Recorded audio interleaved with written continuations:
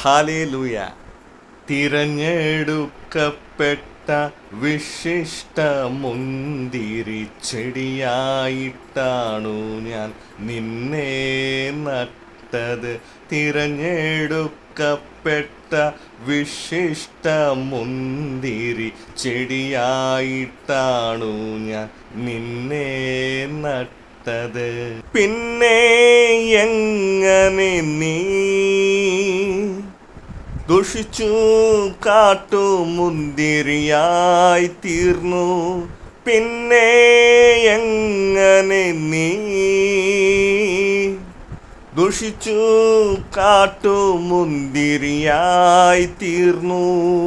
എത്രയേറെ താളിയും കാരവും തേച്ചു കുളിച്ചാലും നിന്റെ പാപക്കറ എൻ്റെ മുൻപിൽ